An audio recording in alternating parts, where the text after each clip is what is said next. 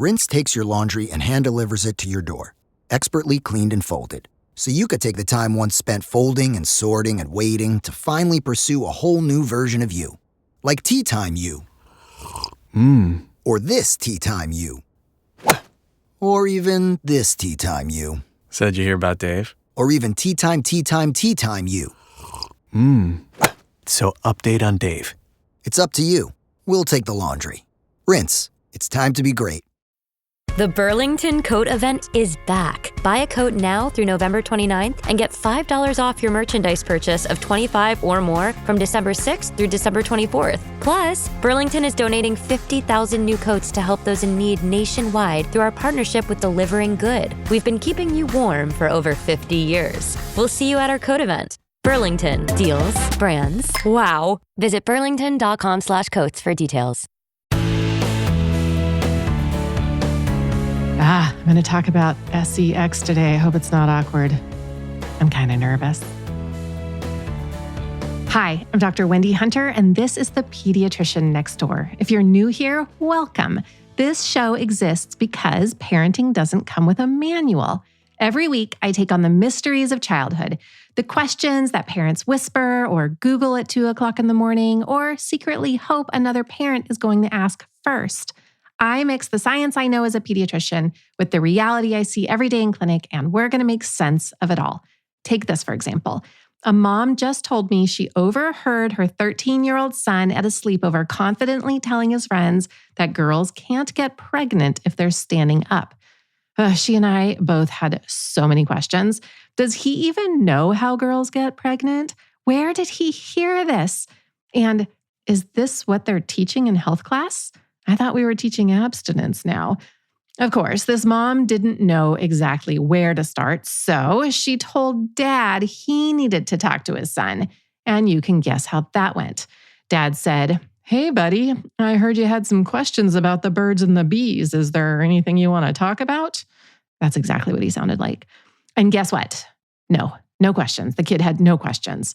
So here's my question. How bad is this really? I mean, it kind of seems fine to me if a 13-year-old boy doesn't want to talk to his dad and doesn't really know anything accurate about sex. Does he really need to know right now anyway? It's kind of charming, his lack of understanding and obvious curiosity. But I know kids are encountering this stuff. There's a lot of content on TV and probably in video games and online, and kids talk about this stuff.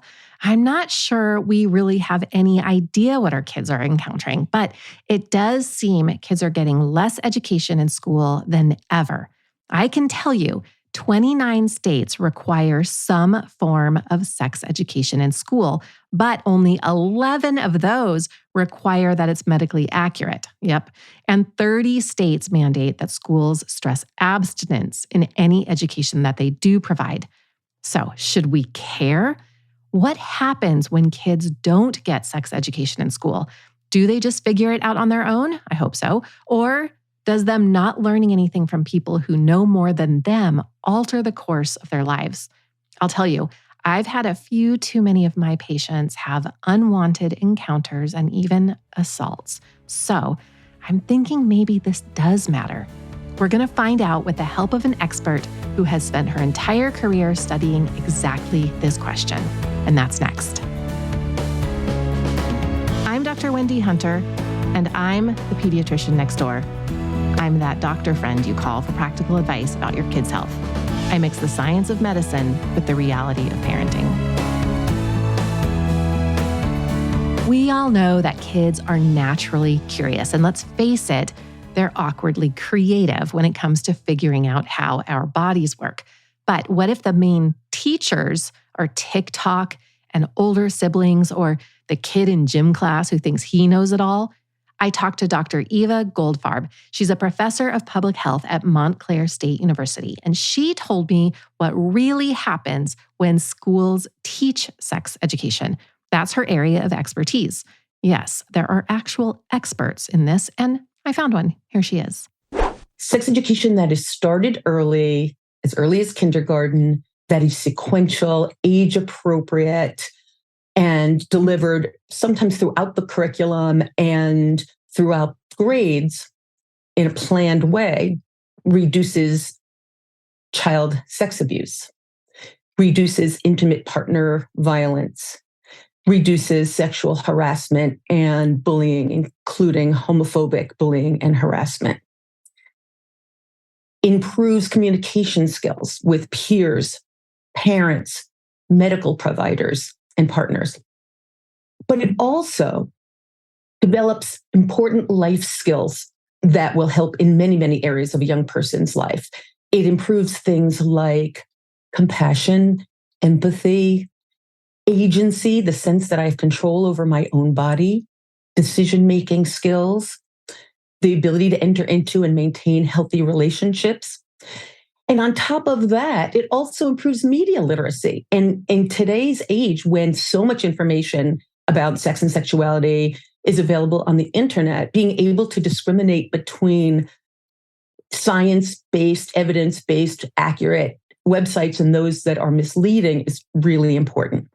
So what we found is that it also helps young people to feel safer, to stay in school longer. And this is especially true for LGBTQ young people and other marginalized young people, but that all young people feel safer and have greater sexual health. That was not quite the impact I expected. I will say that sounds really good. There is nothing I want more than for my own kids to have healthy adult relationships. And yes, I'll admit it's because I want to be a grandmother. So it's not just the birds and the bees. Dr. Goldfarb listed a whole flock of life skills that she found from her research. Think about it. Learning how to say, "No, I don't want a hug right now" in kindergarten, that's the training wheels version of consent. I've talked about this before. By high school, that foundation helps them navigate trickier conversations and relationships. In some way, I hate to compare it this way, but teaching life skills is not that different than teaching math. You don't just jump into algebra before learning how to count to 10 unless you want a generation of very confused middle schoolers. So maybe we do need to talk about these issues through the ages. However, if you've been to a school board meeting, you'd think sex ed is the most divisive topic since pineapple on pizza. What does Dr. Goldfarb have to say about that? Not the pizza, about the school board meetings. Small but vocal opposition to sex education portrays sex education as controversial. But that is not what the research tells us. There are decades of studies, of polls at the local, state, and national level that show that the overwhelming majority of adults and voters, by the way, support comprehensive sex education in middle and high school that includes topics such as pregnancy prevention, safer sex, STI prevention, birth control, including abstinence, but also sexual orientation, consent, and healthy relationships.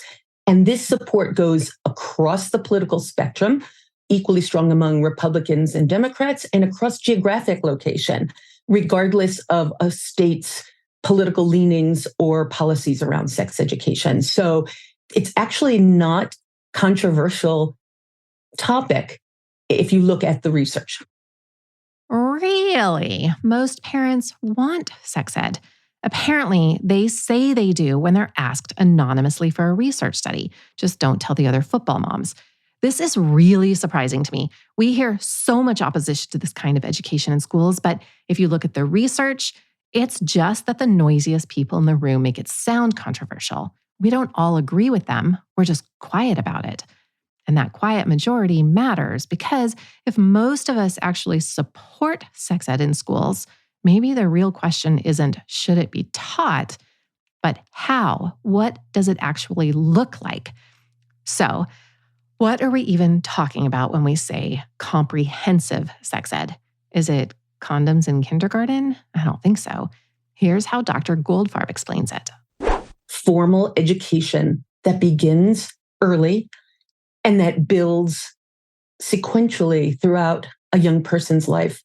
It takes a much more holistic view of sexual health and a much broader view than merely the absence of unintended pregnancy and disease.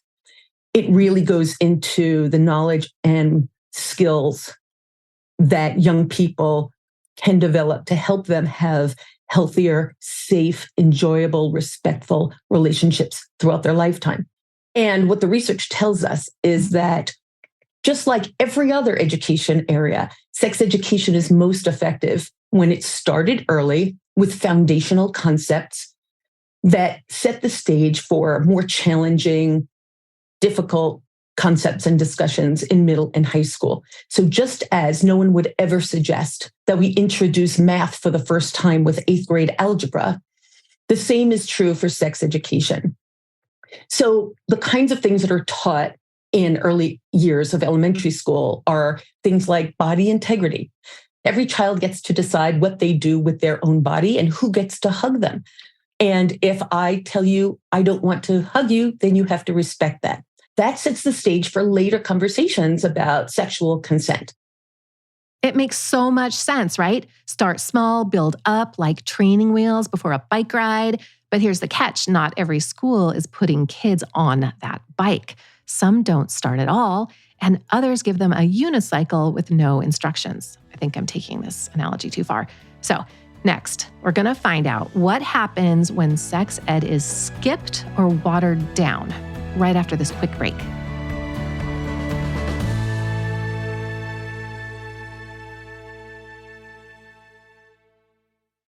When I think about the holidays, what moment do I look forward to the most? It's the slow mornings with my kids when we get to stay in our pajamas, play games, bake cookies, or just hang out together without a schedule.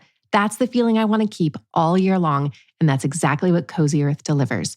Their bamboo pajamas look great on and sleep degrees cooler than cotton. They're cozy without overheating. And if you need a little reassurance, they offer a 100-night sleep trial so you can snuggle in risk-free. But trust me, once you do, you won't want to give them back. And guess what? Black Friday has come early at Cozy Earth. Right now, you can stack my code Dr. Wendy, that's DRWENDY, on top of their site-wide sale, giving you up to 40% off in savings. These deals won't last, so start your holiday shopping today. And if you get a post-purchase survey, be sure to mention you heard about Cozy Earth right here. Wrap the ones you love in luxury with Cozy Earth. Are you drinking enough water every day? I used to think just drinking more water was enough, but after a long day at work or being outside with my kids, I kind of felt drained. That's when I started using Cure hydration packs, and the difference was obvious. Cure is science-backed and uses the same proven ratio of electrolytes as an IV drip. So it really works. It's plant-based, has no added sugar, and only 25 calories, which means I don't have to worry about giving my body junk. I'm a fan of berry pomegranate flavor, but my kids love the watermelon flavor, and I don't blame them. It's light and refreshing. For my listeners, especially busy parents and student athletes, you're going to love how Cure makes it easy to stay hydrated without the syrupy sweetness of sports drinks. Staying hydrated isn't just about water. You do also need electrolytes. That's why I love Cure. It's clean, tastes great, and actually works. For Pediatrician Next Door listeners, you can get 20% off your first order at curehydration.com/Dr. Wendy with code Dr. Wendy. That's DRWENDY. And if you get a post-purchase survey, make sure to let them know you heard about Cure right here. It really helps support the show. Don't just drink more water, upgrade it with Cure. Ford was built on the belief that the world doesn't get to decide what you're capable of. You do. So ask yourself, can you or can't you? Can you load up a Ford F-150 and build your dream with sweat and steel? Can you chase thrills and conquer curves in a Mustang? Can you take a Bronco to where the map ends and adventure begins? Whether you think you can or think you can't, you're right. Ready, set, Ford. What I bought? A new Blink Mini 2K Plus smart security camera. What I got? 2K clarity sharp enough to see every detail of home when I'm away. Plus audio like I'm in the room, not with my bestie traveling to another city. Plus easy plug-in setup to install faster than skipping through podcast ads. But you'd never skip ads, right? Plus, I got all of this for just $49.99. Blink Mini 2K Plus. Mini camera, max performance. Shop now at Amazon.com/Blink.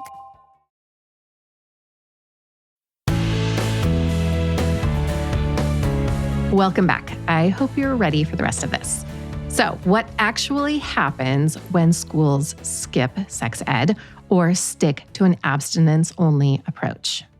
The research is very clear that in states that do not support high quality sex education and those that use an abstinence only approach have worse sexual health outcomes than those states that do. States that teach about contraception and safer sex and STI prevention have lower rates of pregnancies and STIs. And states and regions that take an abstinence-only approach have higher rates of pregnancies. The research is very clear on that. I was curious about this since she didn't really provide statistics, and you know we doctors love numbers and statistics. So here's what I found. There are decades of research that show that abstinence-only programs don't stop kids from having sex, and they don't make kids wait longer. What they do is create bigger gaps in knowledge and a whole lot of kids fumbling in the dark, literally and figuratively. Kids in those programs are less likely to know how to protect themselves when they eventually do become active. And don't be shocked here, most of them will. Let me put it another way. Telling teens don't do it is kind of like saying, don't go near that swimming pool. Sure, it works until summer comes around. And if you're never taught how to swim or even how to dog paddle, well, these kids are at risk of drowning the first time they jump in. And the statistics back this up. What I found is that states who have abstinence-only education consistently have higher rates of teen pregnancy and higher rates of sexually transmitted infections. One national analysis found that in states that require comprehensive sex education, teens were half as likely to get pregnant compared to teens in abstinence-only states. Half. That's not a small difference. That's the difference between graduating high school and dropping out to raise a baby. That's a lot of kids. And it's not just pregnancy. Comprehensive sex education is linked to lower rates of sexually transmitted infections in teens because kids know how condoms work, where to get them, and this is important, they learn that they're allowed to use them. It's encouraged. Abstinence-only programs skip those lessons entirely most of the time, or worse, they sometimes teach misinformation, like condoms don't really work. Imagine if you learned that at age 15 and you continue to believe it. So, what I'm going to take away here is pretty simple. Abstinence-only education doesn't just leave kids unprepared. It seems to actually leave them misinformed and at higher risk. And it's not just about abstinence. It's also about geography, apparently, as Dr. Goldfarb explained. Just about every state has some sort of guidance or mandates and policies around sex education, what can be taught, what should be taught, and some have curricula or suggestions. But for the most part, those kinds of decisions about what is actually taught are left to local school districts and communities. And so what kind of sex education a young person receives can very often depend on where they live. And not only where they live, but what school they go to. So 2 different schools in the same school district may treat the topic very, very differently. Because there's no national mandate or guidance, it's really a patchwork of policies and programs. And as a result, it can be highly influenced by a few very loud voices at the local level. Who makes the most noise can have an impact on what gets taught rather than the science and the research. There are national sex education standards that are available for school districts. But again, there's no federal policy or mandate on teaching sex education. So your kid's entire future understanding of relationships and safety might depend on which homeroom teacher drew the short straw that year. That's not reassuring. But apparently, here's why it's such a mess. What gets taught is left up to states, districts, and sometimes even individual schools. That means one district might offer a thoughtful, wonderful, evidence-based program, while the next one over spends 20 minutes telling kids to say no, and that's it. And decisions are not always made by educators or parents or pediatricians. Sometimes it comes down to who shows up and is loudest at a school board meeting. If the noisiest person in the room says, no sex ed, that can be enough to shut down a curriculum, even if the science says otherwise. So, where does that leave you as a parent? First, ask your school exactly what they're teaching and at what grade levels. Don't assume it's happening or not happening. Second, look for trustworthy resources that can help you fill in the gaps at home. The National Sex Education Standards gives an outline of what's considered developmentally appropriate at each age. And then there's Advocates for Youth. They have great parent-friendly materials, and as controversial as this may sound, Planned Parenthood also has easy, science-based guides that cover everything from preschool to teens. And remember, you don't have to tackle all of this at once.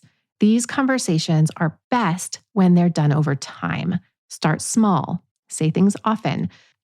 Talking about things like body autonomy and no really does mean no with little kids sets the stage for later conversations about respect and healthy relationships. Think of it like laying bricks. You don't build a whole wall in one day. You keep stacking and stacking until it's solid. If you're wondering how to start, I actually did a whole episode of this on episode 113. It was called the Private Parts episode. It's all about what's normal and what to say to your kids when they start asking questions about their bodies. And I also did episode 46 with Loxie Gant. She's an expert on how to talk to kids about sex and privacy in ways that empower kids and prevents what we call institutional child abuse, which is what happens with people you know in schools, coaches, etc. So if you're thinking, I wouldn't know where to begin this conversation, start there. Those 2 episodes. Those conversations about privacy and body boundaries are really the foundation of this. And there's one more layer here. It's when sex ed excludes certain kids. What should we know about that? And does it matter? What we also know from the research is that sex education, when it is limited in scope to abstinence only, to heterosexual students and excluding all other topics, not only is not effective, but it also can really cause harm to young people. Someone once said that a curriculum should be a balance of mirrors and windows, and everyone should be able to see themselves reflected in a curriculum and be able to see other people that they may not know and learn about. And to the extent that we exclude certain topics, we are enforcing that certain things are taboo. We're also not only keeping young people from having life-saving information, but we're stigmatizing and harming young people who are already marginalized. That's leading to a lot of harm. It sends the message that you don't belong here. And I know we can all relate to that feeling, being left out or realizing no one's talking about a family that's like yours. What struck me as I looked into this is how much it matters for health.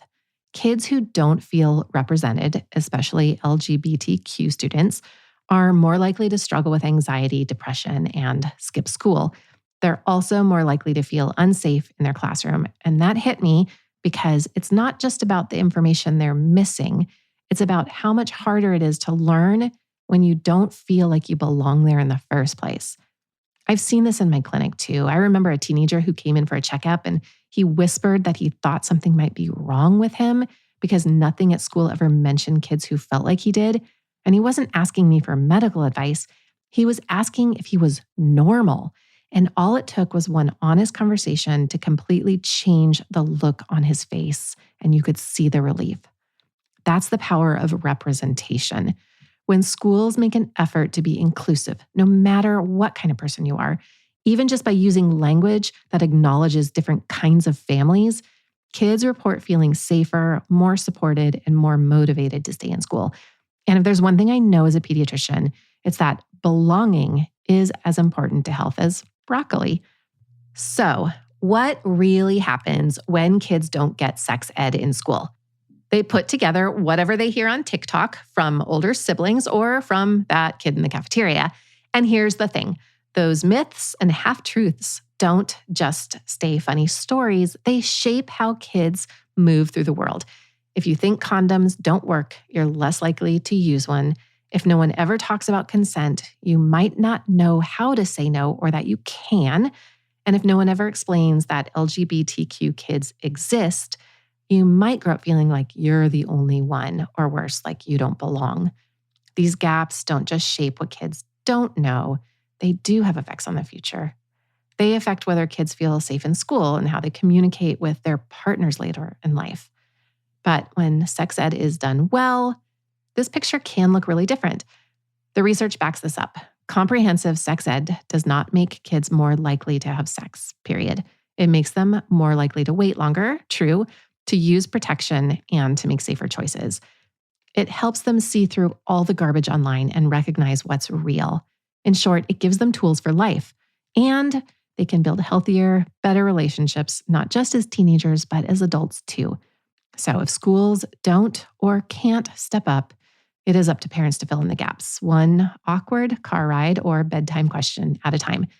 And if you're thinking, my kid is not asking questions, trust me, they are asking someone, and it's better it's you than TikTok. So here's your homework. Ask your child's school what education they're teaching, and then start the conversation at home. Even little things like respecting when your child says they don't want to hug. That counts. That's laying the foundation for healthy boundaries. If you've learned something new today, please share this episode with a friend or maybe with your school board, because kids deserve better than thinking Mountain Dew works as birth control. Now, don't go spread that rumor. For more from the Pediatrician Next Door, find me on the web at pediatriciannextdoorpodcast.com. If you've got a question about the weird things kids do, send an email to hello@pediatriciannextdoorpodcast.com for a chance to hear your voice on the show. I'm Dr. Wendy Hunter, and I'm the Pediatrician Next Door. This show is produced by Red Rock Music. Make sure to subscribe and leave a review wherever it is you're listening. I'll be back next time with more.